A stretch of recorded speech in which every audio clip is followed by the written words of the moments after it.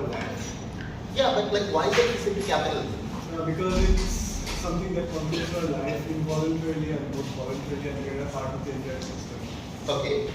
I think one of the simple things humanistic people do is find happiness in life. And in a capitalistic society, people try to correlate it with money. The more money you have, the more happier you are. And the meaning in life, most of the people actually think it that way. Okay, the goal and meanings in their life is mostly earned more money. Okay. So it's not like meaning is ascribed to money or like the pursuit of peace. I would actually similar to his definition, where in a capitalistic society, we are ascribed as either producers or consumers of a product. So under capitalism, our meaning of life is ascribed to as being a consumer of what you consume, of what fashion choices you might have, of like for example the most recent, if you have a Labubu doll or not. So yeah, that's it. Under capitalism, instead of the spiritual meaning, it might be a bit more materialistic, and that is how it might enhance our meaning in life. Okay. What was the question? So like capitalism enhances our meaning in life, right? What does it mean to gain meaning under a capitalist system? And like we're trying to figure this out. The idea being, what we're getting is capitalism wants you to consume, and consuming things is being turned into meaning. Whether that's fashion, that's consumerism, labubus, whatever. Does that mean under a socialist or communist system, you don't consume or you don't find value from consuming? Is that a truthful statement? Right? And this is where we go into the gray areas of talking about large concepts. Because, and this is where like the session starts properly, and mouse, there we go. There we go. Okay, what is characterization? Why do we do it? And primarily, it's about setting this, like, if making an argument and speaking is a whole song and dance, characterization is setting this. It's kind of like, if you've ever painted before, you need to set up your palette. If you've ever like shot a film, you need to have like establishing scenes before you see the characters talking, and like etc. etc. It's all about the setup. What does it mean to set up broad concepts like capitalism, meaning, family, etc. etc. And I think a rule of thumb here is to think about when something is so contentious, Jay, your cousin would disagree with you. There are multiple perspectives. Jamon, there are objective truths and there are subjective truths. At home, what is gender, or the way we experience gender? A objective experience or is it a subjective experience? Subjective experience. Karon, if I take two random men in this room, the way those men experience masculinity or the way they inhabit masculinity is different from one. তার মানে আমি যদি randomly একজনকে জিজ্ঞেস করি তোমার কাছে কি মনে হয় একটা ছেলে কি আর তোমার কাছে কেমন লাগে being a ছেলে, ও এই আনসারটা যদি ডিফারেন্ট দিবে দেন আমাকে জিজ্ঞেস করবে অন্য কাউকে জিজ্ঞেস করবে, right? Neither of those statements are false because those are both truthful experiences that these people have. When we're debating, we're also talking about these people's experiences. Because talking about capitalism is not this abstract thing. It is, literally, আমরা বাইরে যখন যাই দেখি লেবাররা কাজ করছে, that's capitalism. যখন আমরা আমাদের পার্ট টাইম ওয়ার্ক করি, that's capitalism. Capitalism doesn't exist on textbook. It exists on the subjective experience of everyone's lives. And debating almost always, whether it's like a economics case where you're like really doing fancy economics, or whether you're talking philosophy, almost always talks about subjective experiences. এটা কি আমরা বুঝতে পারতেছি যে we need to set things up because there is no right answer. Can we appreciate this? If there is no right answer, আমরা কি করব? I think you need to like basically explain the rule why what you're saying isn't just your opinion but a reflection of a common subjective experience. Does this make sense? In the sense that if I'm trying to prove that capitalism is actually bad, I need to point towards a common enough subjective experience of capitalism that most people would agree with. In the sense that if I say capitalism is bad because our boss amaki na pay kore, that's not convincing. But if I say capitalism is bad because সবার bossই সবাইকে underpay করে, তাহলে you're like, this makes sense. You know, that's basically what Marx said. Marx said everyone is getting underpaid and everyone is getting fucked by capitalism. Right? And that's why people agree. Because they're like, this makes sense. So, on a very simple level, characterization is taking subjective experiences and telling the room, your opponents, the judges, what that experience means for a wide enough group of people. Does this make sense so far? Cool. Okay. Now let's become a little more complex. So, the second question then is, if what I described is true, everything is correct. That's kind of any arguments you make. There are debate tournaments at gas, so you know, debaters will be like, I have 3 arguments in this speech. Number 1, blah blah blah. Number 2, blah blah blah. And they'll say something, right? And they'll be like, okay, I'm going to characterize for and that's my argument for this. But that's not true. Every argument contains its own type of characterization. Every impact relies upon its own forms of characterization. So, I don't want you to think of characterization as a single step in the process of debating. It exists everywhere, throughout the art of speech.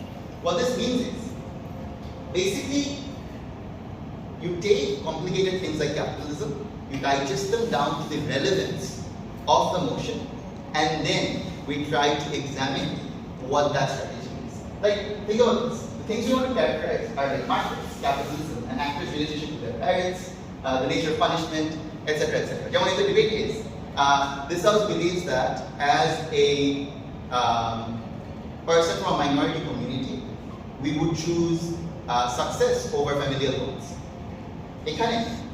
We need to characterize what a person from a minority community cares about, what their incentives are, or what things drive them. What is the difference between being poor and being from a minority community and being from a majority community and being rich? Age are difference asset. We need to tell the judge why that difference matters and why that difference makes them do certain things. Right? It's similar to convincing your friend why they should break up with a toxic person. Like, you have to get into their point of view. Like, I'm not sure if any of you have experienced this, but let's say your friend is dating someone you don't know. You have to speak their language. You have to be like that, oh, here's why I think this is bad. And then they understand, if they understand. Does that make sense? Apply that very silly idea to extremely complex things like capitalism, markets, etc. Things you don't need to characterize are really minute things, like the specific details of Bangladesh Constitution, Section 51, blah blah blah, your relationship with your parents. It's not relevant to the debate. Like, unless explicitly the debate says you should do this, you don't need to talk about it. You need to talk about what would make sense to what you're talking about. Finally, I have a list of things that. But basically, characterization is, think of it as simplification and then adding more complexity. You take something that is very complex sounding, you simplify it down to its core essentials, and then you slowly add more complexities as necessary. Again, I'll use films as a good language for this. Directors, like if you see films, they don't look like reality, right? They look very unreal. They only show you things that are necessary to get the mood across. There's like maybe 3 or 4 colors in a specific scene, and that's all you need to see to feel a certain vibe, right? When debate, we're doing that with our words. We are cancelling all the things that are irrelevant, focusing on the things that are relevant, and then building on top of it. Does that make sense conceptually? We'll get closer to debating in a bit. I just want you to appreciate this in a second. So what is our broad goal? Our broad goal is take big scary concepts, primordial excess, giving only relevant interpretation of these concepts. Final participant for all sides to debate on.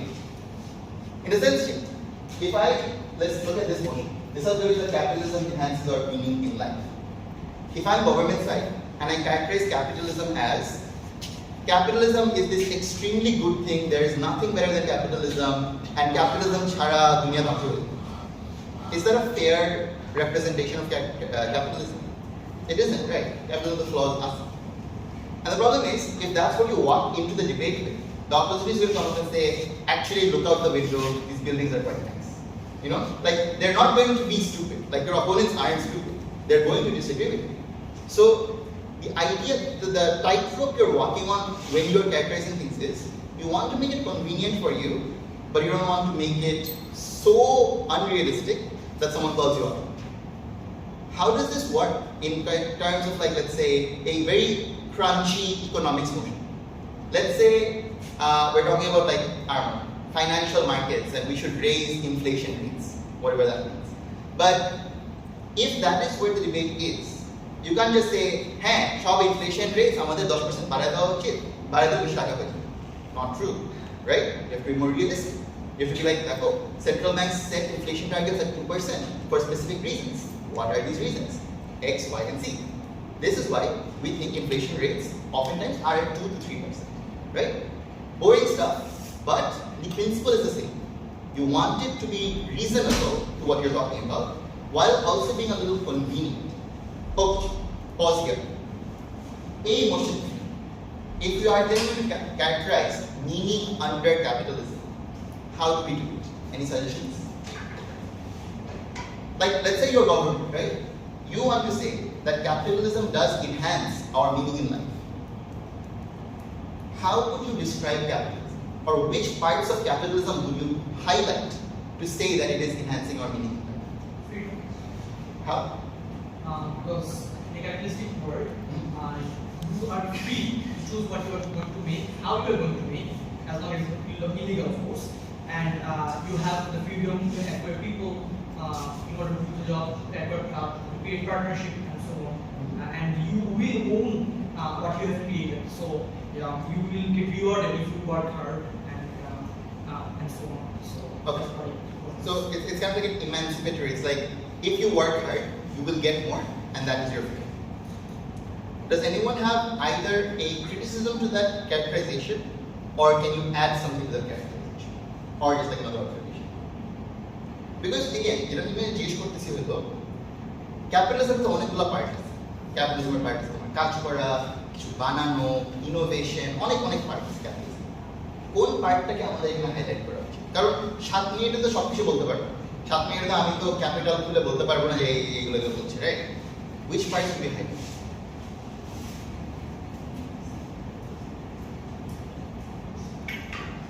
We have freedom as one idea. What other things are important for us to gain?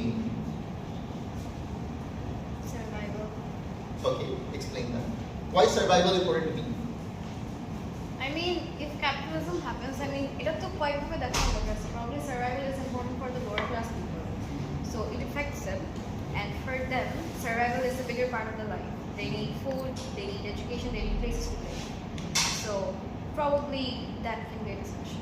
Okay, so now we're describing meaning as sustenance. If you নিজেকে যদি দেখে রাখতে পারো, তাহলে you get meaning. It's more like sustenance gives you the ability to pursue meaning afterwards. Exactly. So this is kind of like saying something that is prior to meaning is sustenance. Like তোমার যদি sustenance না থাকে, the meaning you have. Capitalism gives everyone sustenance. Is this true? No. See the problem that we're keeping on running into. The ideas we want to make are quite alluring. In a sense, it is shotti hoye thake ami chibit chide, you know. But the skill is how do we get it? Any other suggestions? হ্যাঁ, প্রবলেমটা হচ্ছে মানে যেটাকে বলি সেটা তো অনেক strongly or discipline করা মানে ফ্রিডমের কথা বলছি এই স্ট্রংলি ডিসিপ্লিন আছে because most of the people don't have that capital. Most of the people are born in a situation where there is no so he can just make what he want to make. So like there isn't a very convenient situation in capitalism because everything has a dark side. So how do we do that? Like, how do we make things more convenient? This is very good, and this is something that I'm going to come back to. Which book is that? Out of criticism of what against earlier points. I can actually say what you said. So আমি বলছিলাম যে capitalism freedom of but the opposite is also People hard work, right? So the thing is, capitalism doesn't necessarily ensure that hard work. If you plot a graph and have hard work on one axis and return on the other, it's not exactly very linear. And like there's other factors here. And on top of that, and like the measure of how much your hard work might actually pay off is heavily dependent on things like luck. Mainly mainly luck when it comes to finding opportunities, being exposed to opportunities, and a lot of those are direct results of your upbringing and like the family you were born into. To what extent does that change under another economic system? Well, There are like not open opportunities as it is under capitalism. Like if you look at let's say Soviet Russia, or if you look at let's say communist China, one could argue luck is just as important, whether you get like a position in the Communist Party or not. Isn't there like a threshold of money I can gain under those economic systems? Yes. Like I don't have a limit. Just আমি একটু কামাইতে পারবো, এটার পরে কামাইতে পারবো. But I think other systems have. Other systems have like a basic guarantee. Yeah. Like you get shelter, That's you get right. food. Yes, And that's right. capitalism does not guarantee that, or at Yes. least it doesn't always guarantee that. Yes, it's very open-ended. in a sense, Yeah. capitalism is a bit of a high risk, high reward thing, Yes. and communism, socialism, those are more stable, right? Okay. You know I have another criticism we can. Yeah, cool. In capitalism, you'll often find that, shit. What was I saying? What was that point you brought up earlier? Like legacy. Okay, I'll tell you. We'll come back. Echo. When it comes to capitalism, right? Capitalism is faces. Like the way capitalism is practiced in the US is the same way that is practiced in Sweden. Very different forms of capitalism, right? There's like neoliberalism, there's social democratic capitalism, on and so. Zoran Mamdani is a socialist, but is under the most capitalist country in the world. How does that work? Yeah, and like, tar money, we're adding another income, which is capitalism is a monolith. Capitalism is like capitalism অনেক ভাবে। যদি capitalism অনেক ভাবে থাকে, which type of capitalism enhances our meaning, and what meaning, and how exactly does that look like? And now I'm confusing all of you. Yes. In the sense that there is the more you look into a concept, the more complex it will get. This is why PhD students are miserable, right? ওরা একটা ছোট জিনিস নিয়ে পড়ে, এত পড়ে যে they drive themselves crazy. And that's basically what we're going to be simulating and trying to avoid. In the sense that as we get better at characterization, we will get better at appreciating the nuances of these subjects whilst also not drowning in them. এটা কেন করবো না? কারণ prep টাইমে মাত্র 15 minute আছে, right? Motion দিবে 15 minute পাবা, 15 মিনিট এত চিন্তা করে কথা বলতে হবে। This is crazy. Like to someone who's never debated before, this is an insane thing. Like why would you do this? I think the reason that you should learn to do this is because it makes you really fast at thinking about something. It makes you also very egotistical, but we'll not think of that. Basically, amazing marketing skills. The do's and don'ts of like thinking and approaching characterization. And I'm going to spend a lot of time on like approaching characterization and not on like here's how you should do characterization for one simple reason. You are all unique thinkers who will approach characterization in your unique ways. Ami, as someone who's like a bleeding heart communist who studies political science, is going to look at like Nvidia and the stock market in a very different way than a BBA student from IB. Right? They're going to be like, hey, incredible, and they're going to be right in the sense that, yeah, it does make economic value.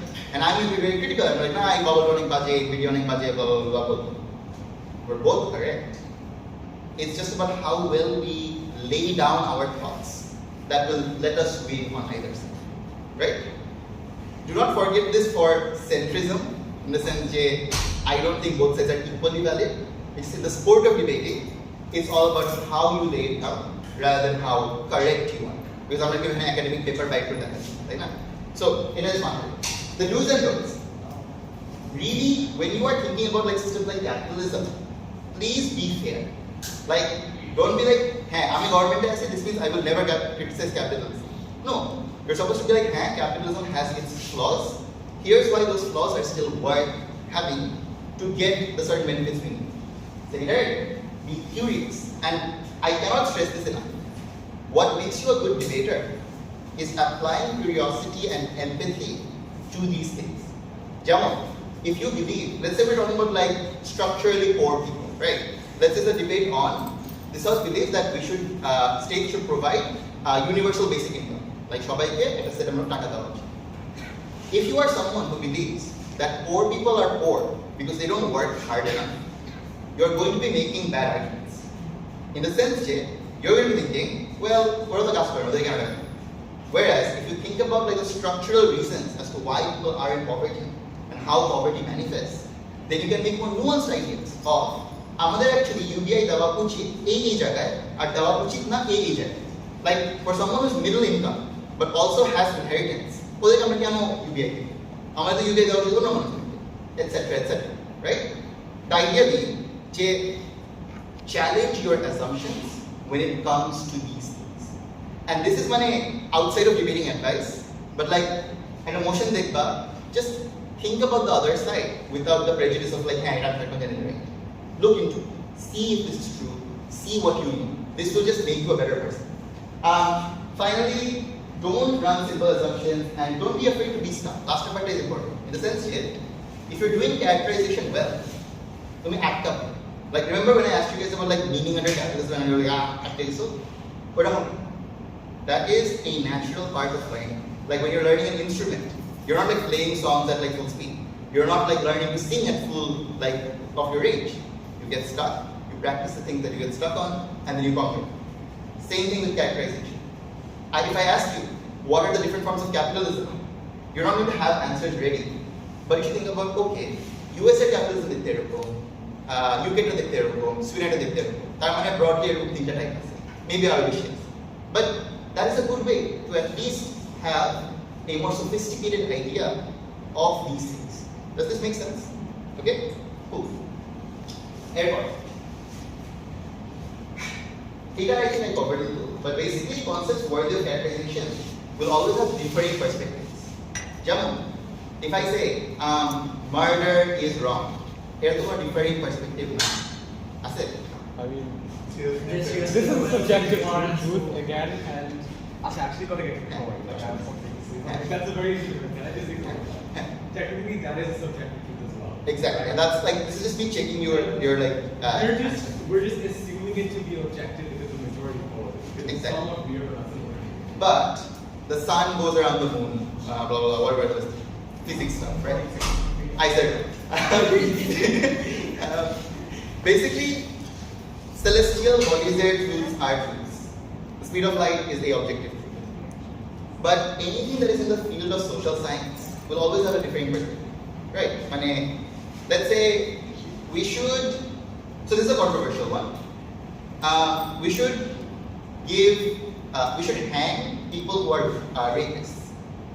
It is objective truth. How would you defend not giving rapists capital punishment? So basically যদি আমরা রেপিসে capital punishment দিই তাহলে একটা rape করার পর definitely illegal side করার জন্য তার ভিকটিমকে হত্যা করবে এবং তারা তার অনেক কষ্ট দিয়ে হত্যা করবে। সো এই জন্য হচ্ছে I'm not so এখানে ডিফারেন্ট রেঞ্জেস অফ পানিশমেন্ট থাকবে, অবশ্যই পানিশমেন্ট অনেক হাই হবে, বাট সবাইকে হত্যা করে ফেললে দেন গিলে সিচুয়েশন অনেক বেশি হবে। সো ডিপেন্ড করে যে কি পরিমাণ কষ্ট দিচ্ছে এবং কিভাবে হত্যা করে, তাকে হত্যা করতে করে নাই, ঠিক মানে আরো অনেক তার ক্রাইমের সাথে অনেক সিচুয়েশন অ্যাড করি এবং আরো অনেক সিচুয়েশন অ্যাড করার পর ডিসিশন করতে পারি। Any other reasons as to why we shouldn't do this? I would say still in Bangladesh there are a lot of false cases, like especially politically motivated. Like it could be someone who is not a rapist could be falsely allegation, under false allegations be hanged. So like how do you know like when you think about the sanctity of life, does their life not matter at all? Okay, so এখন going to go one level even higher, which is should we be punishing people at all? এটা কি একটা objective truth? So is punishment a necessary condition of a society? আসলে এটা খুব powerful কেউ না হলে ডিপেন্ড করতে পারে। If someone does something wrong, they should be punished. Exactly. একটা বাচ্চা চিন্তা করো, একটা child breaks something, should they be punished? No, that child doesn't understand. Okay, একটা 14-year-old বাচ্চা কি বলছে? তুমি punish. If it's a mistake, then it's fine. আচ্ছা ওই এখানে পানিশমেন্ট নিয়েও তো কথা বলা Yeah, যেমন it's let's say আমরা a বলা right, দিচ্ছি। না, that's the lightest punishment. হ্যাঁ, Okay, ওকে একটা কথা slap on the বলছি। wrist. এটাও কি দেওয়া allowed? Yeah. হ্যাঁ Depends depends on what he did. That Depends is on what what they they did, are. right? God is doing it purposefully. Then maybe Okay, let's say O actually একটা খারাপ একটা বাচ্চা আর ও genuinely করতেছে to annoy you. And তুমি ওকে punish করলে। Is the punishment effective? Punishment effect mean? Now, is it effective? Is it going to change their behavior? For the kid. Doesn't it depend on the kid? It Depends on the It punishment. depends on the person. So you're saying some kids will respond well to being beaten and some kids won't. Being scolded, being hurt, being emotionally harmed. Grounded. Yeah, Grounded, any form of emotional harm or any form of harm, যতই ছোট হোক, এটাকে আমাদের করা উচিত একটা বাচ্চাকে। Well, the word is carefully said. Someone has like something, but of course there should be upper limits and lower limits. Okay. Okay, Yes. what But But it is there is just more about it. discussions to this than you're actually asking because the kid will eventually become an adult and তখন ও যে harm করতে পারে which is greater. So like this form of training for him or for them to know just the right and wrongs and the consequences of such actions. So, should we have and the real question is, should we have a juvenile detention system? যখন Yeah. বাচ্চারা Yeah. কোনো crime করে আমরা ওদের bank থেকে সরাই দিয়ে we put them in juvenile detention system. Is that principally okay? I would It say is, so. depending on their I would say so. size, it is, yes. So a bit more, instead of, I think the approach towards the punishment, instead of causing harm to the kid, it should be to set him or her back to the right path. তাহলে okay, Remedial. so if it is going to be rehabilitating the kids, Yes. why do we need to separate the kid from their parents? Why do we need to create a prison system for kids? So basically, you should বাচ্চা মানে crime করে একটা বড় অংশ হচ্ছে in the first place তাদেরকে একটা কোনো জায়গায় সাপোর্ট পায় না। হ্যাঁ, তাহলে বলতে কি বাচ্চাটা ঠিক করতে পারে না? যদি একটা বাচ্চা একটা ক্রাইম It's করে, also bad. Sorry. হ্যাঁ, বাট দেখা যায় তাদের বাচ্চার বাবা একটা ক্রাইম করতেছে মোবাইল অবহেলা সো অবহেলার জন্য আসলে পানিশ করতে পারে। কিন্তু করি তো আমরা। আচ্ছা লেটস সে করি বাট এটা হচ্ছে একটা বিষয় আরেকটা বিষয় হচ্ছে না আমাদেরকে সোসাইটির অন্যান্য মানুষদেরকে প্রোটেক্ট করতে হবে। লেটস সে একটা বাচ্চা হচ্ছে খুব মানে এডিট যুগের রিলেশন থেকে তাদেরকে নেওয়া হবে বা একটু বেশি না সো Fine. আমি যে তাকে ওই স্কুলে পড়তে দেই হ্যাঁ। a lot of other kids are going to have problems so we need to protect some other people. Okay, so the way we protect other kids from a violent kid is by ruining the life of that violent kid. Yes. আচ্ছা, If তাহলে there is no other way than Acha, why are we treating the kid like severely differently than an adult? If an adult would do it, তাহলে I would have done the same. তখন the question we'll build up to this. Or But do that's- they- But we could send that kid to therapy and like consultations to like make sure she. তাহলে তো একটা juvenile detention center লাগবে না। Just What therapy if দিলে হবে? they- No, but like, what if they have those like people, therapists in the detention center, so that he can get better and. he Why is the can, like, detention necessary? Because otherwise, how is he going to learn something is wrong? Right? By being with their parents, being in their social group and also getting therapy. But then in the first place, where to put তোমাকে আমি point? যদি একটা রুমে আটকে রেখে তোমায় ভালো একটা therapist সাথে বসায় রাখি, are you going to get better? Doesn't it depend on my life? Like, Yes, absolutely all does. those things that I've done, হ্যাঁ, right? absolutely. Because what if I hurt my own parents? What? Sure. That's a great question. হ্যাঁ, just for The question is like, do the kids realize their fault? And also the main question is, do they want to follow up with the things that just said? And probably they will go back. But kids are dumb. Yeah, exactly. That's the How do thing. you know this? Exactly. হ্যাঁ, বলো, sorry, তুমি শেষ করো। Okay, so I think I would like to build on that approach that the approach towards rehabilitation or towards punishment should fit the crime. So depending if it's like a petty theft or other stuff, then it could be like to rehabilitate the kid or to. Let's say murder-ই করলো একটা বাচ্চা। ওকে rehabilitate করবা না? Then was it an accident or not? Was Is it even if it was willing? Let's say, remember again there was this case where a girl murdered her parents. Yes. Yes. ওই মানুষটাকে আমরা কেন rehabilitate করব? Is she beyond safety? Yes. But they said what's safe? Okay, শেষ করে basically হচ্ছে আমাদের কাছে অ্যাকচুয়ালি মানে সবকিছু আইডিয়ালি করা সম্ভব। সো এগেইন আমরা অলওয়েজ ড্যামেজ কন্ট্রোল করার চেষ্টা করি। সো ইয়ার জুভেন প্রিভেনশনটা অবশ্যই হচ্ছে যে বাচ্চাটাকে আমরা আমরা প্রিন্সিপালে কথা বলতেছি, আমরা তো রিয়েল লাইফে কথা বলতেছি। আমি বলছি কি করা ভালো। হ্যাঁ মানে এটাই বলছিলাম। সো আমরা অন্য আছে অফিসের কাছ থেকে at the same time আমরা ওকে এমন এনভায়রনমেন্ট ওয়ার্ক করতে চেষ্টা করি it's not going to this I know that but we still do some damage control বাচ্চাকে নিচে অনুভব করে দিই না। সো আমরা অবশ্যই এখানকার সিচুয়েশন আমরা ক্রিয়েট করে হচ্ছে যে ও একটা সুযোগ থাকে। I'm not saying that will always work. Yeah, I understand. I understand. Why should we, people that are learning wrong, we're not allowed to. We are learning wrong. Why should we be in the same space as someone who's killed her own parents? Did you want adolescence? Yes, I did. But again, that's my point is that do we not have a duty to help that person out because they fucked up? We do have a duty, but at what point they did fuck up. So what if rehabilitation ছাড়া at the same time, we're not all terrorists, right? তুমি কেমন করছো, তুমি করে না, আমরা তো বিরোধী। Yeah, but we still owe them decency. They killed their parents.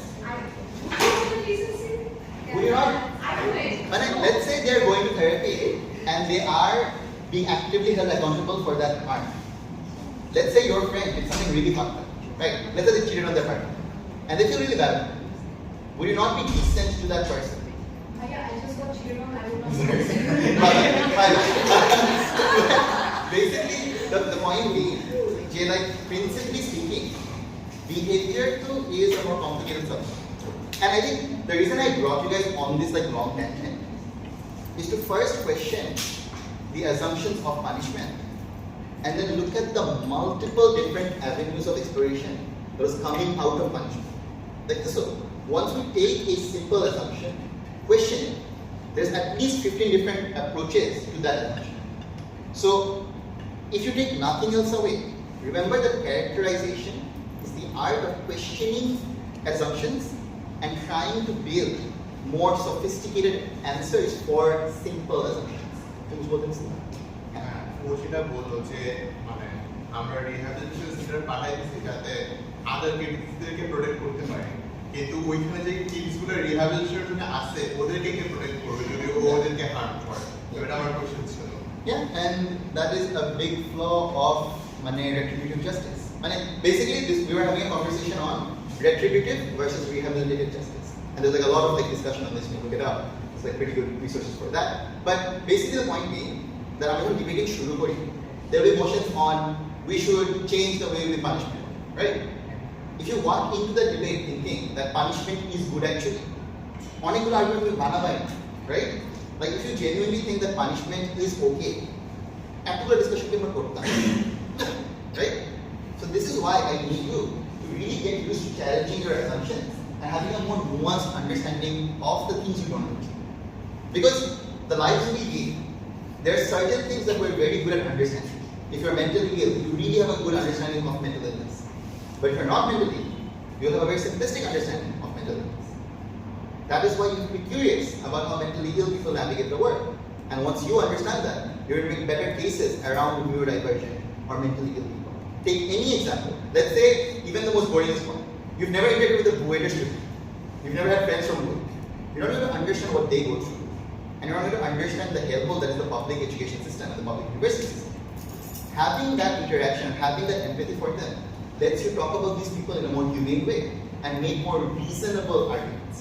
Therefore, if you run off of very simple assumptions, your arguments aren't reasonable. They just sound like something that a 7th grader would say. The more sophisticated your understanding, the more empathetic your understanding is, the more stronger the underlying assumption of your argumentation is. Does this make sense? Awesome. Wow. Okay, so coming back here, right? This also means that capitalism enhances our sense of meaning in life. At home, let's apply this same thing that we just did with rehabilitative justice. meaning of life is very lost. এখন তোমরা এটা what is the meaning? Or at least in this context, একজন বলল যে meaning of life means freedom. আরেকজন বলল meaning of life is survival or sustenance. আর কিছু আছে like let me just ask you a more personal question. When do you feel the most fulfilled in your life?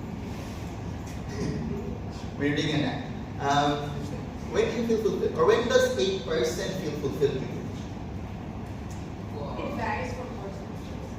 Okay, take a stab at it. When we look back at ourselves and we see that we're generally better than we used to be, That's really You're helping someone out and making others. Growth, empathy, or a community. Yes. These are forms of ascribing meaning. Can we start power ranking? Which of these senses of meaning are better than the other? No, we can't. depends on It depends on the person, what the person wants to do, that varies. Okay. Different groups of people have different of these things important. Like for a very poor person, like a day laborer in Bangladesh, opportunity community beshi important, naki sustainability beshi important. That's more complicated. That was a big question. Oftentimes for poor people, community is the only thing that keeps them alive because capitalism doesn't give them sustenance. Like the day laborer wage type isn't enough to like help his family survive. Oftentimes it's extended family that comes in and helps them out, right?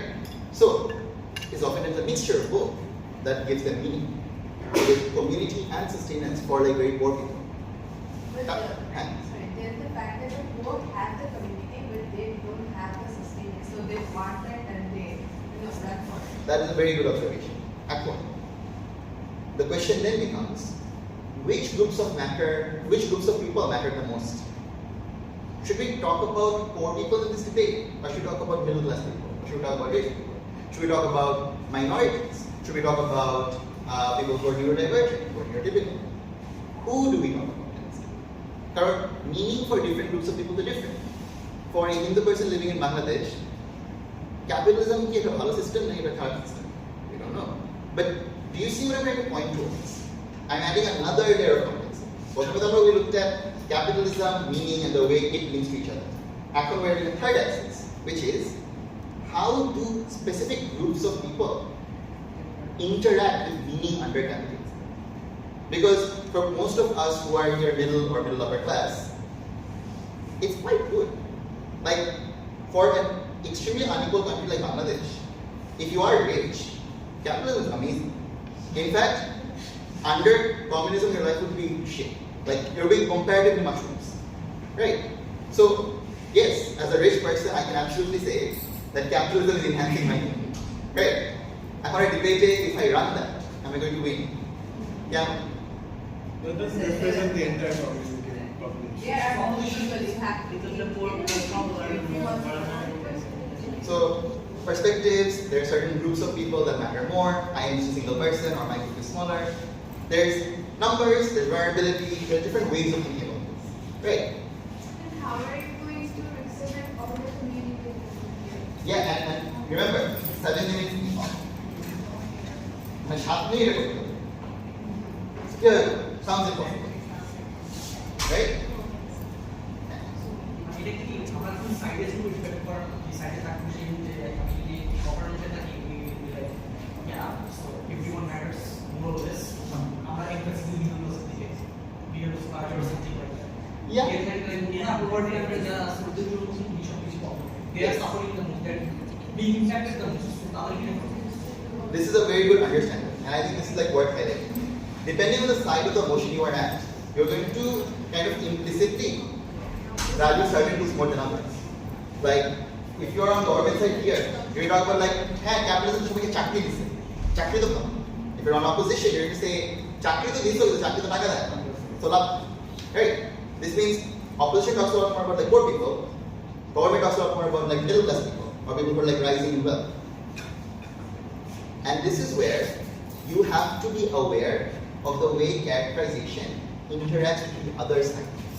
This is the fourth axis that we're now adding.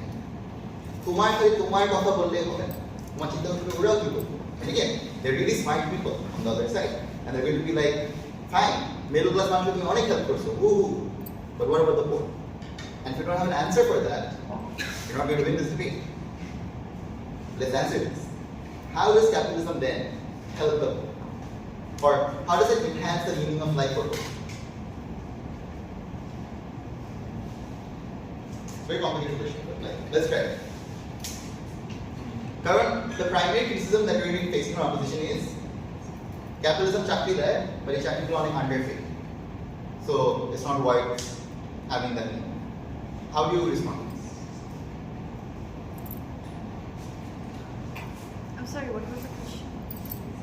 Capitalism, opposition তোমাকে বলবে যে capitalism মানুষকে চাকরি দেয়, but this চাকরি is oftentimes only underpaid, so this doesn't give you a meaning. You're like a slave to these wages, or basically. So how do you respond to this? What do you say to be like, nah, that's not true, or nah, even if that's true, this is what I should do. Okay, maybe you are getting paid less, but think about that in Bangladesh there's many unemployment issues, and at least they're getting paid a bit, and there's places where you are not even being able to work, so that's a reason. Okay. You probably can make your way up to a place where you earn more. Probably, but how do poor people get there? If you're middle class, you are probably do, but like how do poor people get there? This is techniques. এখানে we have to be a bit more creative. If you think about, if capitalism wasn't the one that was in আমাদের মতো একটা colonialist, extremely resource deprived country, would communism do a lot better? This is where we introduce a comparative. So yeah, fine. Capitalism মানলাম ভাই খারাপ, কিন্তু socialism আর communism এসে বা anarchism এসে ওরা কি ঠিক করে দেবে জিনিসটা? No. Therefore, you look at the things you're giving up. What are you giving up under communism that you're not giving up under capitalism? And why that enhances meaning more? Under communism, yeah, sure, you'll maybe get fed, but you have no control over where you work, how much time you work, etc., etc. You can make a lot of arguments on like why it's going to be extremely controlling, why your freedom of expression and your freedoms are really limited, and why that oftentimes may be more important than not having really good food sometimes. Like, because your community can help out, there are multiple mitigating factors that can help you under capitalism. Or you can say, if you are under a communist system and you're surrounded by capitalist countries, you are going to starve. And this is sadly a fact. Carol, look at what happened in Cuba, a really successful communist country. Every capitalist country around it cut it off. ওরা কিন্তু আর স্যাংশনের জন্য ওরা trade করতে পারে না। As soon as they couldn't trade, they had to be self-sufficient. And being self-sufficient means you don't actually create surplus value, which means that a lot of people in Cuba could not get like the commodities, medicine, and like resources that they needed because other countries weren't trading. So unless communism happens at a global level, capitalists are going to take your shit, and then you're worse off. Idealistically, maybe communism works. But sadly, if you're surrounded by capitalists, they're going to fuck you, right? Again, the reason I'm talking about this in a bit is just to let you appreciate that you can expand the debate to however farther you need to prove a point. The two things that are stopping you are your empathy and your ability to like just really question your assumptions. The second thing is your knowledge. Sadly, you need to borrow.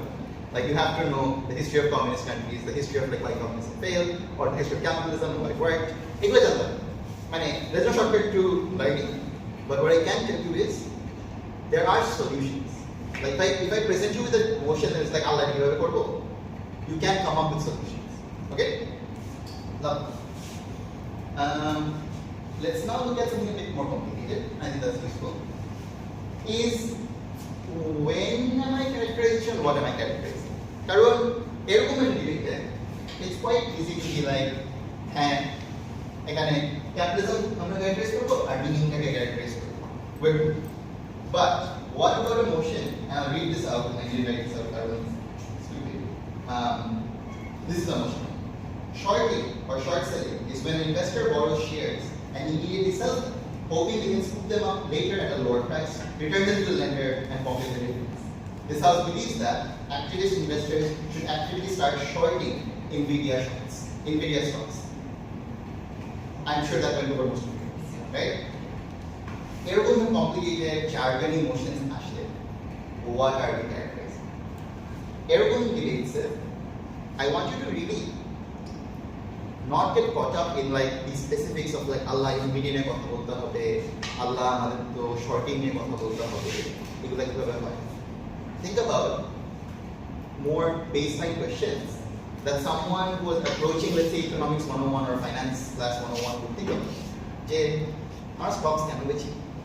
একটা company কেন stocks issue করে? আর এই স্টকসগুলো আমরা short করলে কি হয়? Right?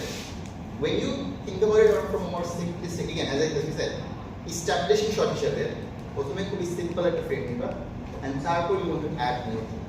So for the motion where we're like trying to talk about shorting a stock, first let's think about what a stock is. It's a fractional idea of a company. A fractional percent of company, we give ownership for that company. I'll ask you a question.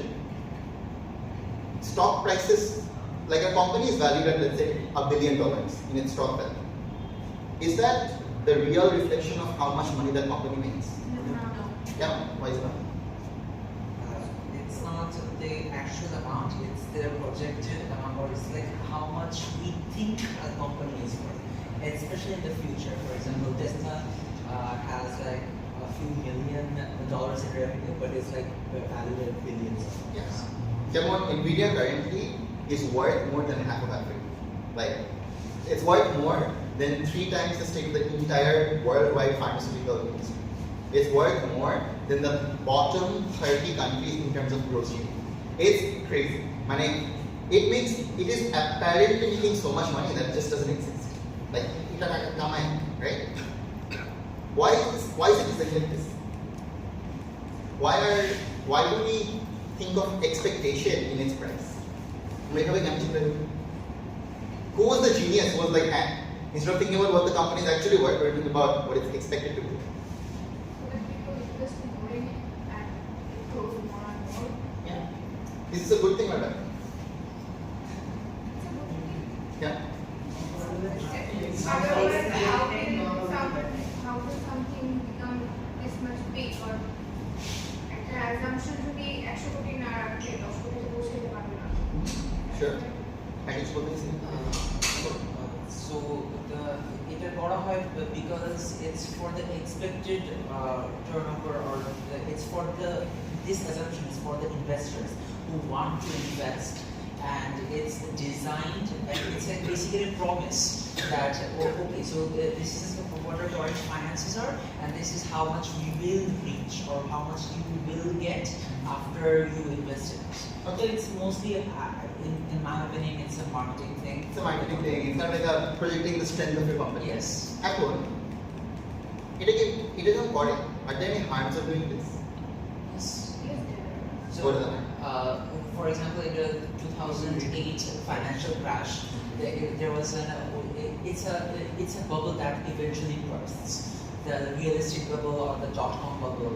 So after a certain period, the people will realize that this is overvalued, and the expectation will drop. And after it drops, everyone who actually invested in that money will risk. Exactly. So again, the sad fact is, একটু পড়াশোনা করতে হবে economics নিয়ে, but once you like not get distracted by particular words and just look at why we design things in such a way, it really opens up the debate a lot. Karon, there's some motherfucker out there who was like, hey, I'm gonna go, right?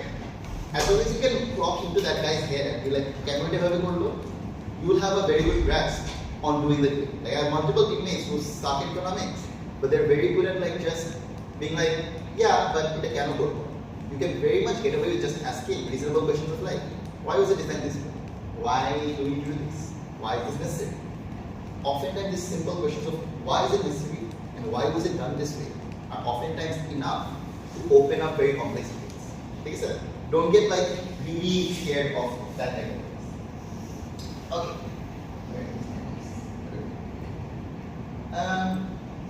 Let's do exercise. I want you guys to look at this motion and like for government side, really try to characterize so this all prefers a world in which individuals prioritize the pursuit of their own happiness over their families. Try to really characterize what the pursuit of one's own happiness is. Try to characterize what happiness for your family's sake is. Try to characterize why people do this, or why people do it one way or the other, and why it's okay to do it in one way or the other. Like really think about আমরা কেন আমাদের ফ্যামিলিদেরকে এত prioritise করি and কেন করা উচিত এটা answer করার চেষ্টা করো this will be a good primer on like really understanding why you need characterize কারণ I got হ্যাঁ বলি উচিত না হ্যাঁ কেন উচিত why but this question is basically asking you যে individuals should prioritize themselves and not their families why do we prioritize our families but also why do we not prioritize ourselves and should we? Right? So really think about this. I'll give you 5 minutes and then we'll like discuss this. What is family? Do you mean like parents or like wife and children? Both I mentioned. Your immediate family. Whichever is up.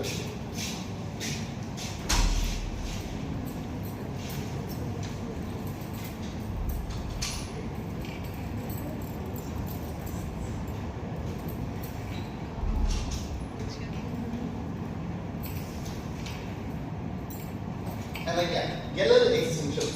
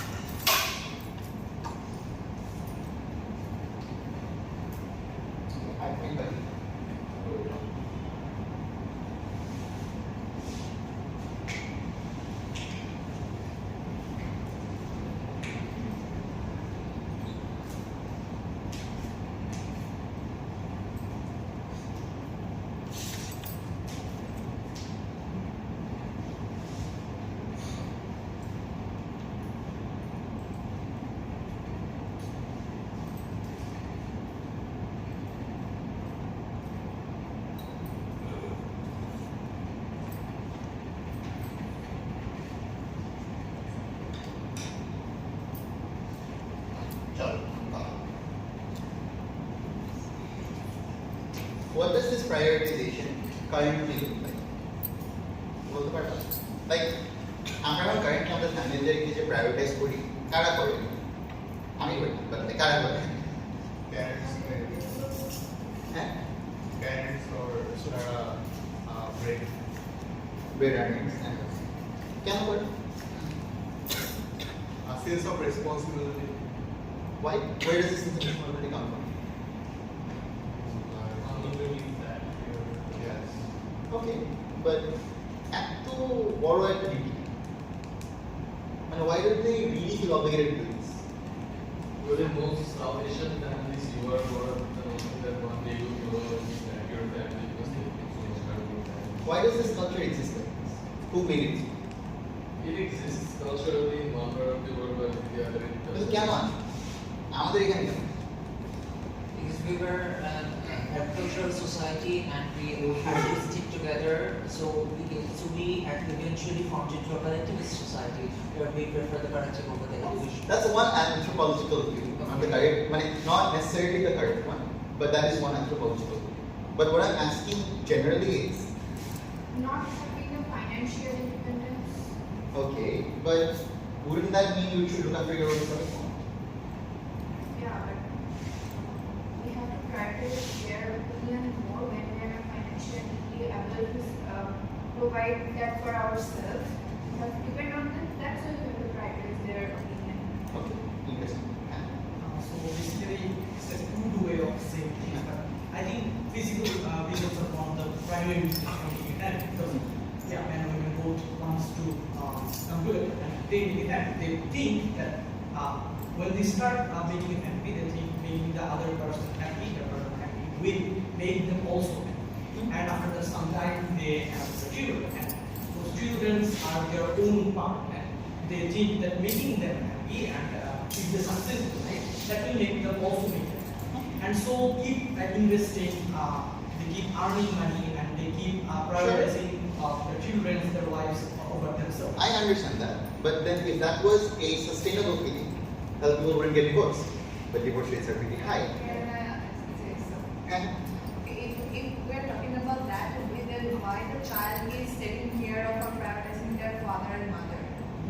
that's one layer. I brought my hand over. So I was making that. Basically, after the children grow up, they see their parents old. Over this long time, the parents have provided them. They feel responsibility of the social context and other parts that they think they should. I'm not saying that most of them will always do that, but most of them always do actually come up with similar feelings. Those who do this mostly are there are some religious reasons as well and some other reasons. That's also. So what if a parent does this in such a way so that they can get supported by us well? That's a form of indoctrination. Yeah. छोटे दिल में बोला है तो बोलता हूँ. Yeah. So, handle.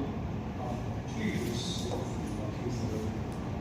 the system of learning values from generation to generation. I think the older generations, the tendency to question, learn values, culturally exists. So that is also how the hierarchy keeps getting enforced. I think that is also coming to an end since the 21st century. A lot of values are getting buried. Yeah, sure. So we're questioning hierarchies, we're making sure that we're looking at whether these things work for us or not.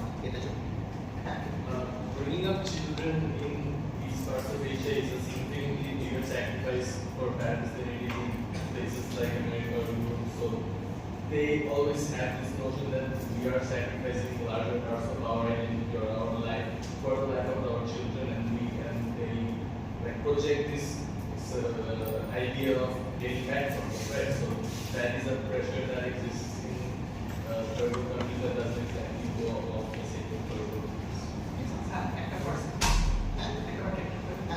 Basically forward this part, but there is also another economical reason because the parents think if they feed their children well, if they brought them up, then they will old enough, they will make their family more Well off.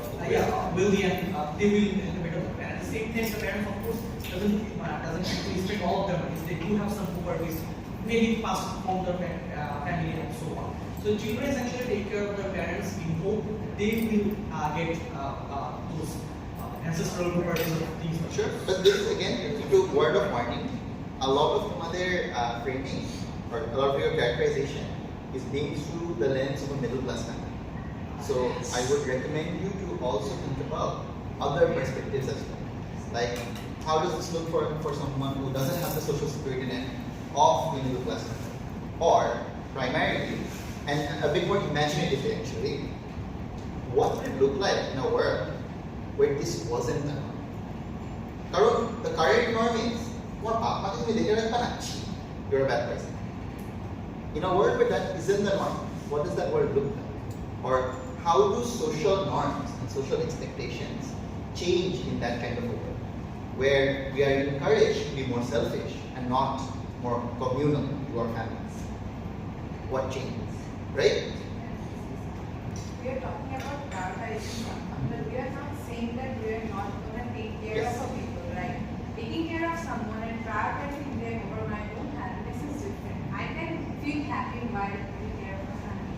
It can be a part of it. Yes, absolutely. And I think that is another layer of this whole challenge, which is what does it mean to prioritize? Karan, if your parents are healthy, if they aren't toxic or if they aren't abusive, you can prioritize them in a healthy way. You can just be like, hey, we tried to do it, we'll be good, we're going to be good friends. But if they are, let's say, abusive or toxic, they won't accept that. They'll be like, arrogant. And then that ruins your work-life balance, and that ruins your life, blah, blah, blah, right? And I think that in and of itself is something that's worth looking into. Karan, maybe this debate really helps people who have toxic parents. And you could build an entire case around that. You can say, I don't give a fuck about how other people deal with it. This debate is only about the children of toxic parents and why they should just not prioritize them and they should look after themselves. Echo, there's a খুব scary pitfall here, which is you can make it too extreme. You can say this debate is only about abusive parents who hit their children. Oruko parents you're not going to be able to prioritize for them because you're either running away from your home or you're cutting them off normally, any status quo. So it's about actually the middle ground. Parents who are kind of narcissistic, who are kind of controlling, but not enough, emotionally manipulative, emotionally to hurt you.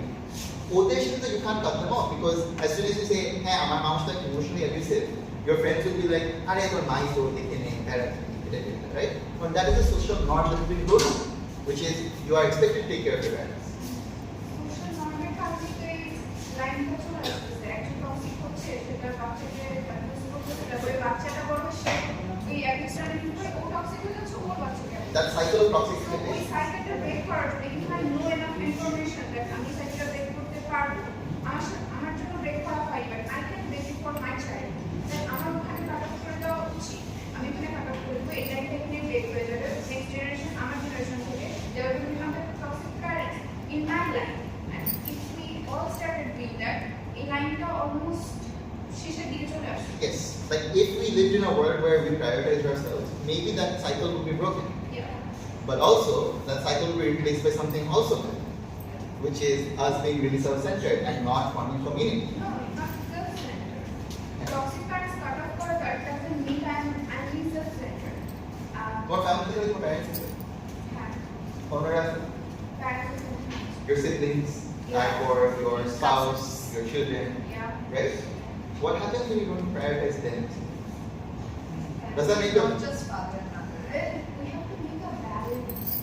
Exactly. Prioritizing doesn't mean that I'm totally selfish or I will only think about myself. I am living in society. But isn't there a necessary form of prioritization taking care of the kid? Yeah. You would reasonably say that being a parent means you should put your children on those first before you. Because you brought them into this world, they didn't choose to. There's a duty there. So maybe you should be prioritized. You should be forced to prioritize your children. Section or in certain situation, not every time. Because I'm every time not to prioritize kori. I'm going to আমি toxic parent হয়ে যাব after some time emotion. According to your ability. হ্যাঁ আমি আমার ইচ্ছাকে prioritize না করব. So I have to make a balance. I will prioritize them and I will prioritize myself. But again, two warnings on the ways you approach characterization. Number one, don't just make it about the thing that you relate the most to, which is we saw middle class অনেক হচ্ছিল. Word avoid. Number two is, just because toxic parents is such an alluring harm, we're hey, toxic parents get out, right? But there's also other parts that are not convenient, and you have to kind of balance that out. You have to be you have to be basically yes, toxic parents matter, but also siblings are some people that we have to kind of bite the bullet on. This is where you make a trade-off. You say, look, in the world that we're talking about, yes, maybe you don't have as close of a relationship with your sibling, but if it means that you can get away from your toxic parent, we're okay with it. So, in a sense here, proper characterization will require you to win on some grounds and lose on some grounds. You can't have it. You can't just be hey, I'm going to be very self-centered, but also I'm going to be the best children to my, best father to my children. Okay. Right. To some extent, you'll be more roommate. Yes, exactly. So this is why I wanted to do this exercise. Not about what does priority look like, who are these people that do it, to what extent, why do we prioritize our families over ourselves, and finally, what does it even mean to be happy? Karon, at the end of the day, yeah, it's a really philosophical question, but that's what we're talking about, right? Amra keno families banai. Amra keno certain মানুষকে prioritize করি over ourselves. Why do we do all these things? To be fulfilled, to be happy, to have a certain sense of belonging. And that is what we're trying to work towards. A configuration and people are more fulfilled, more belong, etc., etc. Or configuration you're not. And that is kind of the end point you're trying to reach towards. whenever you're characterizing anything. This also is true for emotion, right? মানে in the sense of capitalism কিভাবে আমাদের fulfillment দেয়, এটা আমরা কিভাবে frame করতেছি around either resources or around fulfillment. And it's not like you choose one and you give up the other. You talk about both, right? You can't just say যে হ্যাঁ এই way capitalism means যে সবার চেয়ে টাকা পাবে ও পাবে, right? Not sure. Maybe capitalism means everyone gets a job and maybe no one starves.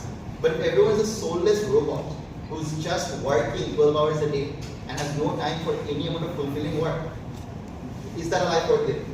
No. Right? And that is something that we need to be kind of looking at. Okay, final thing that we talk about characterization is effective characterization. Why characterization? Because you want to ground a premise or an assumption. What I mean by a premise or assumption is, I'm going to argument one. खूब simple argument. I think khichuri is better than bhat, right? That's a argument I want to take. In a premise, the premise is though, khichuri is better because it's tastier, it's more complicated, it's more easier to make, harder to make. I don't know. Or different reasons as to why I would make this. The premise is what is making me like, hey, khichuri bhalo, karon XYZ reason. That's the premise. এখন, to make that premise true, let's say khichuri is better than bhat because khichuri has more nutrition. Shobji tobji আছে এটার ভিতরে, it's better for nutrition. How do I ground that premise? By describing to you that khichuri banano হয় with a shobji and এক পটে বানায়, it's easier to make. If you are, let's say, a college student and you have like a limited amount of time, do you want to make a curry and a rice separately or just put it one into one pot? More convenient? This means over the week, I get more of my nutrition if I keep having khichuri. You know, আমার iron deficiency হবে. And that is me grounding the premise with a reasonable illustration of what my life is. For my life as a busy college student, what I care about is ease of use and nutrition. And I managed to ground to you that khichuri gives me both. Does this make sense? Yes.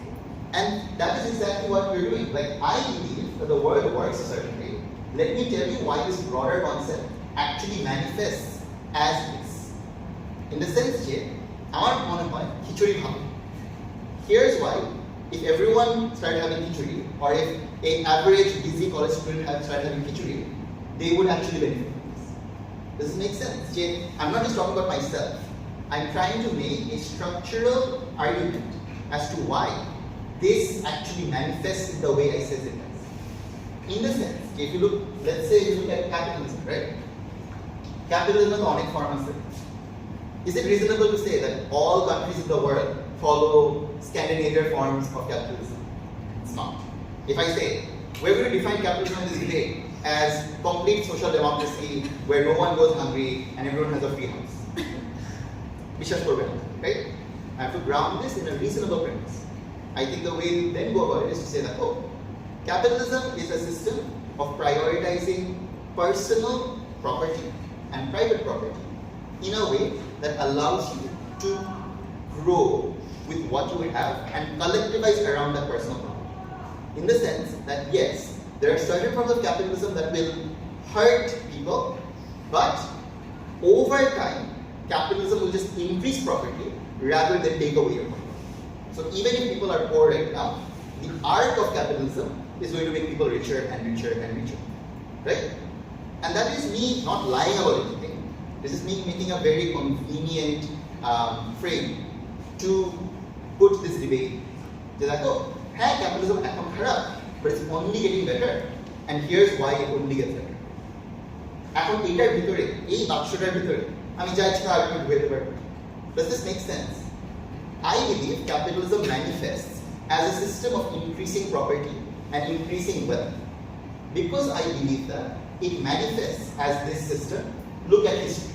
Here's why this is true. But sure, that's kind of like what you want your characterization to sound like.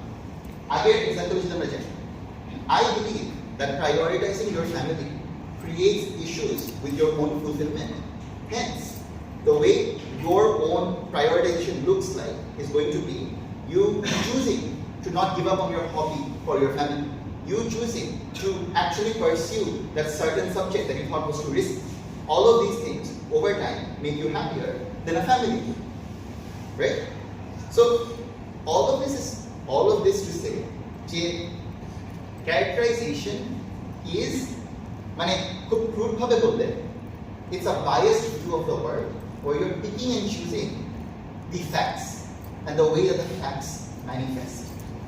Karon, the way capitalism manifests, the way conservatism manifests, the way Marxism manifests, myriad and different. I have to pick a certain frame and I have to run it. So, the argument, the philosophy being, you want to pick the most strategically useful frame and you want to run it. Does it make sense? The question then there is, how do you choose the set strategy? Right? Karon, I may know this is true, but how do you know that this is true? Basically, is there one correct way to characterize anything? No. We're quite convinced that there isn't, right? If this is not true, narrative systems and internalizations all exist in a spectrum. Focus in on the most important part of it to your side of the debate. The way capitalism helps rich people is the same way that capitalism hurts poor people, right? Focus on the part that helps you win the debate. Okay? Basically the point being, এতক্ষণ আমরা intellectual হইছি, এতক্ষণ আমরা বলছি যে হ্যাঁ আমরা curious হবো, empathetic হবো, এখন we're going to be a bit more ruthless. এখন we're going to think about, এটা যদি আমি বলি আমি জিতবো, এটা না বললে আমি জিতবো. Does this make sense? Yeah. That's kind of like that. Finally, how does this mean debates? In the sense here, this is a summary of what we've covered. Better cases because you're coming to the debate with more sophisticated understanding of the world. Clear argumentation because you know what the problem is, how exactly it manifests, and how your solution will interact with it. But again, characterization is not just giving an argument. It's about being curious as to what the problem is, what the debate wants you to solve, right? Like, what the debate wants you to solve here is, does capitalism really make our lives better? And what does it mean to make our lives better? And when you're curious about that problem, you come up with a better solution. Finally, helps you create the opposition's case if your characterization is accurate. It also creates bad cases from the opposition. Karon, if you are reasonable in the way that capitalism manifests, or if they say, "Na na, bhai, communism is a utopia," you can just be like, "Dakho, amra to mani capitalism perfect na. Tumra kihobe bolteche that communism is perfect." You know, it takes away 2 minutes of justification just by using your own case. You're saying, "I'm reasonable, I'm reasonable." Works. Finally, it's really the only thing that saves you when you're closing versus a bank, like a very old debater. Basically, if you want to come up with the way PP debating works is, there's like opening government, closing government, opening opposition, closing opposition. If your opening is really good, what are the obvious characterization mean? What are the obviously bolbe capitalism keno bhalo, capitalism is meaning. If you want to win against that team, you have to be creative. And the only way you're creative is you come up with more sophisticated understanding of the problem or more sophisticated solution. Does that make sense? Like, you can outthink someone who already knows the same book that you've read. You're not, whoever speaks first is going to sound smart. So you have to go out of syllabus, you have to be a bit more creative with the way you're reading. And that's how calculation helps. Okay, এগুলো সব গেল, এটা আমি পরে আসবো. I'm just going to show you.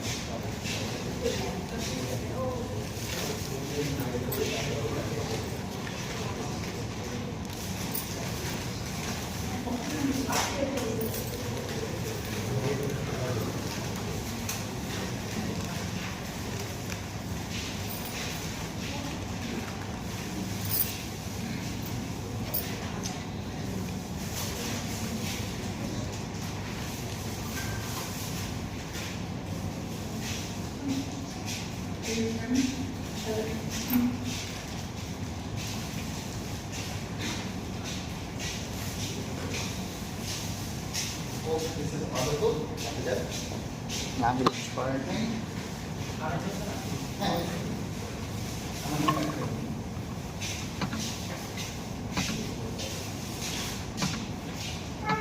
Especially in the global south, suffers and does not have meaningful life. They're exploited, they work 10 hours a day. You have children in mines in Congo determining lithium for your iPhones. You have people who are dying due to environmental damage. There's some context on like what this speech is. Education there, finals there, opening opposition there, speech there. Okay, so opening opposition there. Second speaker is speech there, the best speaker of this tournament. They're like English is also their second language. They're like not a PPO speaker. And basically, the entire speech during the period is just a masterclass in characterization because government, government case debate was capitalism is the only thing that lets you enjoy your freedom because governments are going to basically fuck up all parts of your life. Governments are bad at doing economics, governments are bad at running businesses, and governments are bad at giving you rights. In corporate comparison, capitalism at least creates competition, and that competition makes your life better. Right? That is the way opening government wants to win this game. This is the response coming from Pope. We exploit, especially vast majority of the world, especially in the global south, suffers and does not have meaningful life.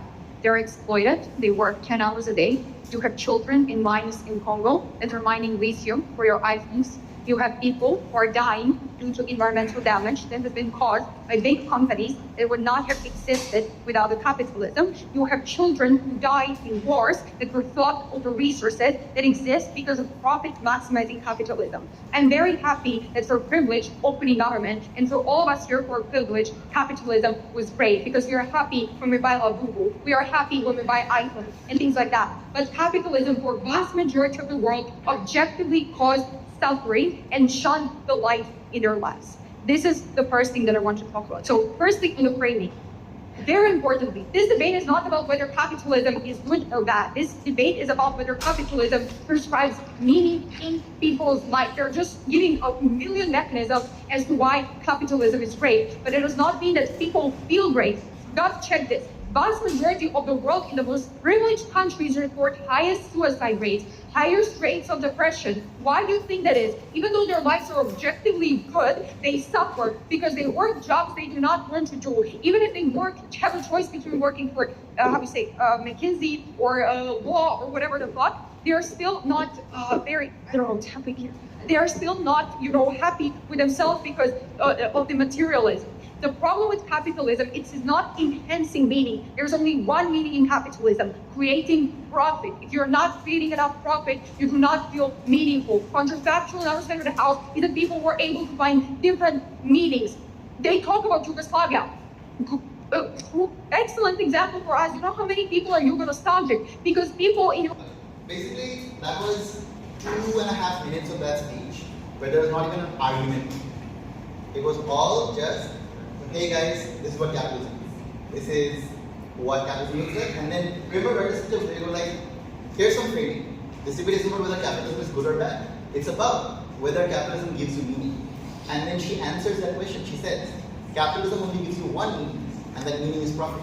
And then they go on to say that why that profit often just leads to suicides in like the richest countries. Why in the poorest countries it leads to conflicts over resources and wars, where like people actually suffer and like people are harmed.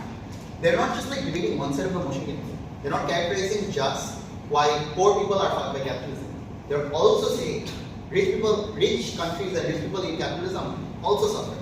They also live terrible, like happiness-less lives that kill them. And that is when in 2 minutes they cover a lot of material that you wouldn't be able to if you were just saying, I have 3 arguments. Protome, why poor people are bad, why rich people are good, blah blah blah blah, right? They're really like framing all of that into just their opening, and they're able to just like get a lot of ideas across. Because you don't need to hear the impact of their argument. You're already convinced. You're like, yeah, I understand why capitalism is bad, why doesn't it give me meaning? It's very clear. Even though she's not speaking very fast, even though she's not speaking with like an amazing accent, she's basically describing the way capitalism reasonably manifests. She actually admits that she's giving facts. She actually admits that for most of the people in that room in Copenhagen, capitalism is pretty good. Right? She's just saying that we are good from it, most people don't. And that's exactly why characterization and then its sister concept framing is such a good way to win debates. Because if nothing else, it allows them to focus the debate into exactly the only thing they want to talk about. Now, according to engage with this. This is so compelling that you can't just ignore it. You can't just be like, hey, fine, you said that, but here's what our argument is. That's what CG tries to do in debate and use. But basically, this is why characterization and framing forces your opponent to talk about what you don't want to talk about. Now, if they not got it, there's no way they're going to like engage meaningfully in the debate. Because you have given the most reasonable interpretation of the broadest concept that we're talking about. Let's say, in any debate that is about meaning, if I give you the most reasonable definition of how people get meaning, then you have to engage with my definition of meaning, right? I am setting the condition of this debate. That is what you want to strive for. Your characterization should be so sophisticated and so good that other teams will have to be compelled to be like, yeah, that's a reasonable interpretation, Peter would remember debate board. This means you're already setting the terms of the engagement. And that's, I think this is a masterclass in how to do it. I think it requires a lot of practice to do it. But, go. Love it. So basically, this is the so something goes with jobs. Capitalism was the job of so immediately rule out discussion data capitalism discussion data maybe capitalism is the base today, but whether it's making us happy or not. So therefore kind of if I was government, like government. I think the way you then say it is just to then historically look at capitalism and why. But it will be a very complicated and a very long-winded answer of it. It's going to be historically looking at the conditions for capitalism and why it was the best solution compared to early forms of communism. But again, that's why this was so good. Yes. Yes. Or argument requires me to go a lot of levels back to then come to an answer. There is no easy answer to that argument. There is no direct, actually no, here's why you're wrong. It's that I understand why you're correct. Here's the alternative framing as to why it might not be correct. At the highest level of debating, what happens is neither side is incorrect. One side is just less relevant. In the sense, yes, what you're saying is true, but you haven't considered a specific context here, how this actually manifests. That's how that works. Make sense? Okay, let's look at framing and just like quickly go through framing. Now, I think framing is debated on they get caught up in it. You don't really need to do that. It's genuinely cover to see. Just at the additional step. Framing is tinkering with your characterization, and like if you ever use like a DSLR camera, it's like focusing. It's basically focusing. Where like with your bokeh effect on a portrait to leave, background unfocus kore dik. Framing is just strategically unfocusing certain parts of the debate that you don't want to like really engage with. Jamon, in a debate where like we're doing like rehabilitation versus retribution, like should we punish young people? It's not really relevant to talk about like people who have done like very small crimes, like young people who have done really small crimes, like stealing or like jaywalking, etc. So your framing is this debate only is about juvenile criminals who've done serious crimes or repeated crimes. This debate is not about small crimes. A focusing mechanism that you got it saves you a lot of time, but it also prevents the opposition from dragging you to that debate. You're already justifying candidate when you get poor man. Karon, age machine. This saves you time. Again, the most valuable commodity you can save in debating is time. And framing really saves you a lot of time. Then what it does is it lets get to tell the judge which types of characterization matters and which don't. And this is implicitly weighing the debate. What this basically is saying that, oh, you're in this capitalism debate. You're saying, yes, opposition might come up and talk about a lot about like how poor people are affected. But this debate isn't really about increasing net materials, but about accessing meaning. And if you don't have, let's say, money, you aren't able to sing, dance, do a lot of the things that you want to do. So yeah, maybe in that theoretical communist world where everyone gets a piece of bread and everyone gets fed, if you're still working 18 hours a day, you're not fulfilled. You're just working at a factory. That's the same thing as they're criticizing us. So this debate is actually about me. You're already telling the judge to think about one side of the world that people get more freedom. And if you can win on freedom, you won the debate. Make sense?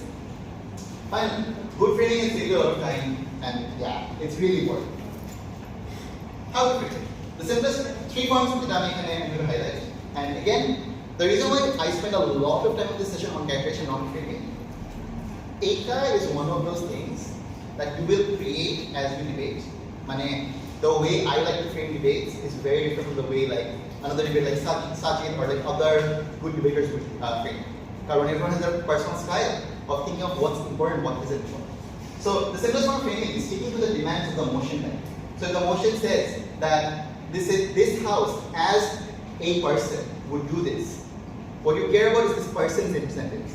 This house as a young person would choose to join a public university instead of a private university. What the debate cares about is this young person's interests. And all of your framing is going to be, this young person cares about jobs, or this young person cares about having fun, etc., etc. And you're describing why that is the thing that they care about. Certain motions have certain specific requirements. And I'm sure other trainers over the week will explain this to you. I'm just saying, okay, this is something to keep in mind. Second form is framing around certain goals, like utility, principle, or meaning. Which is one of the debate. We're talking about like, what matters is you getting resources. But there's too much challenge now. What matters is getting freedom. One of them is a utility. The other one is a principle. The principle of freedom is amar eta korte dawa uchit. The utility of sustenance is ami pete bhat na paile ami kichu korte parbo. Right? Neither of them is over the other, but they're both important.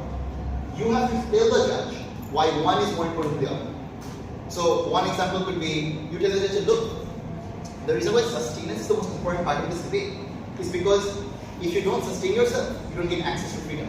So one is prior to the other. This already forms like a hierarchy in the judge's mind. The judge is like, okay, eta upore tar pore. That's basically what like most common forms of framing is basically this. Fine. Third type of framing, which I really like doing, but is very risky, is framing should be more relevant to shared interests or exclusive impacts. It takes to advance debating shit, but basically, if you have an impact in a debate that you think is really important, right? Let's say a debate, if I was government, I would talk about like the historical importance of capitalism. I would then frame entirely the debate around the history of capitalism and not as to what capitalism looks like right now. I wouldn't even go to that. I'd be like, এখন capitalism কি হচ্ছে, I don't care about. Back in the 16 to 1700s, capitalism was the only system that would have increased rights for these people. And these people mattered the most. That's where I would place the debate. And I would be like, I don't care about এখন কি হচ্ছে, I don't care about এখন কতগুলো government মানুষ মারা যাচ্ছে. I care about 16 to 1700s কিভাবে people were interacting with capitalism. Very risky, because if this isn't justified well, you're out of the debate. Right? Everyone else is talking about something else, you're talking about something else, and then they're like, fuck you, I don't care. Right? So be careful about doing this, but that's also one thing. So about the last risky part. So আমি যদি এই টার্মটা use করি and আমি just like not doing then I'll know what the irrelevant is. Yes. For 10, like you are going to get a like 0 points for 10. Right? Be careful.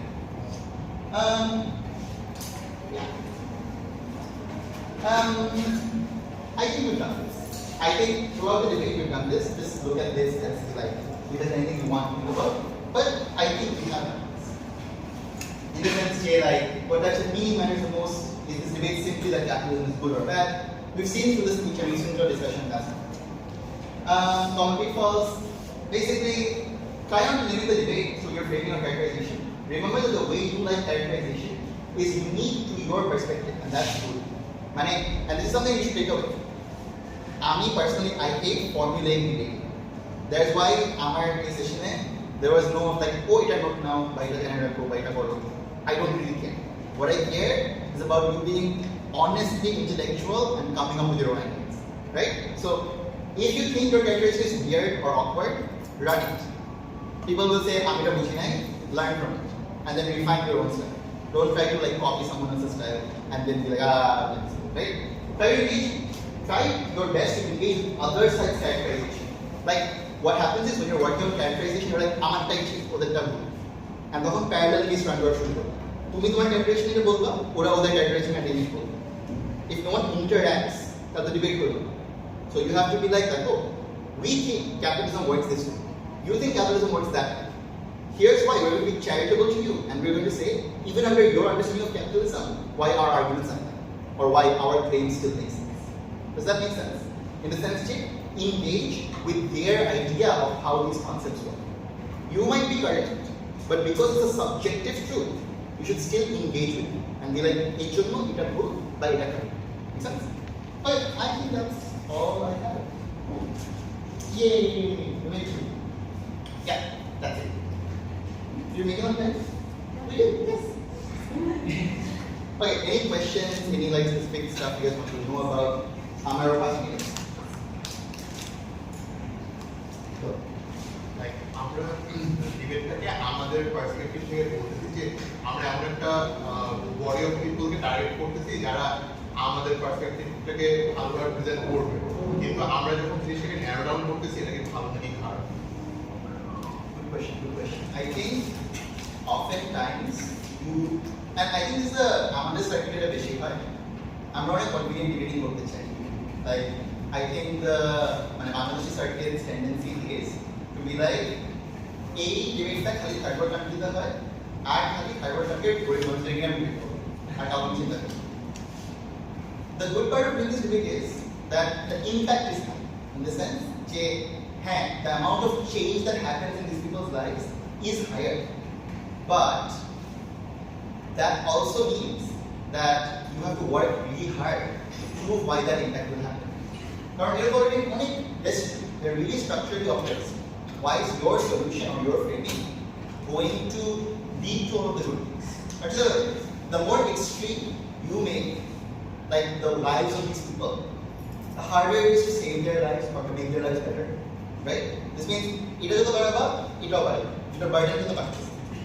What you want to achieve is a mean point. Or you want to be like, look, we're talking about the poorest of the poor, but we're talking about the people who are the most uniquely affected by the thing that we're talking about. So let's say, an example would be simple, smoking, right? This is how to ban smoking. You can talk about how, rich-holders get hell of the life of Mashtohar, so they get cigarette not hell. This might seem like a good argument in the sense that like, ওদের জন্য 10 টাকা save করা per day তো অনেক টাকা, or like, or যে একটা না কিনে তাহলে অনেক টাকা বাঁচতে পারে. But also remember that to what extent does saving 50 টাকা a day really meaningfully structurally help their lives versus the value they get of indulging in a pleasure. Remember the life of pleasure? That addiction or that pleasure is often the only way that they can have some time to themselves. So, my framing that might sound good, but they might bite you in the ass if you're too extreme. So, I would rather instead of framing it around rich holders, I would frame it around people who work office jobs, people who work low-level work position their country. ওদের জন্য it is going to be really good because oftentimes ওদের work এত mind-numbing and এত boring, ওরা 2-3 packet খেতে হয় আর ওদের economic ability আছে অনেক প্যাকেট খাওয়ার জন্য. ওরা ইউজুয়ালি 2 প্যাকেট 3 প্যাকেট খাওয়া শুরু. But at the straight time, not only do they hurt themselves, they hurt their families. Because these are people who are middle lower income. Or just medical cost high. There is no safety net to save them. This means not only do they suffer, their entire families suffer. This means that children can't go to school. This means a lot of the times their spouses step in to save them and often fire. See, this is a more sophisticated and a more wide-ranging impact than just talking about rich or talking about the most destitute class. Can you appreciate how going to the easiest target oftentimes isn't the way to win this game. It's oftentimes ending up somewhere in the nuanced, relevant area where you can get the most amount of information. Does that make sense? Okay, any other questions? হ্যাঁ, অনেক সময় কিন্তু অপোজিশনের characteristic override করা যায়। আমি এটা বুঝলাম যে ডোনাল্ড ট্রাম্পের ক্ষমতা শেষের দিকে অনেক এনার্জি হলো সামথিং। তো এখানে দুই পক্ষ কিভাবে ডোনাল্ড ট্রাম্প ক্যারেক্টারিস্টিক করতেছে, মানে এটা তো একজনের জন্য এগ্রি করার তেমন কোনো জায়গা নেই না। দে ডু হ্যাভ টু করে দিচ্ছে, একজন বলতে হবে যে না দেখো ও তো অনেক এনার্জিস্ট ওই করে, আরেকজন বলবে না মুখে মুখে অনেক লাভ হয়, বাট বাস্তবে তো কিছুই করার মতো, ওই দেখে আপনার সোজা তুলে নিয়েছে। ওইরকম জায়গাতে ওরকম জায়গায় what you say is, we think you're wrong, but even if you are correct, here's why XYZ bad thing happens that you haven't thought of. This is so. Like, তোমরা মনে করি ভালো জিনিস না, even if that is true, here's the unforeseen sort of consequences. Here's the unforeseen consequences of your actions and why it's good, right? Like, নিজের পায়ে নিজের কলম মারতে, এই যেটা from that. That's the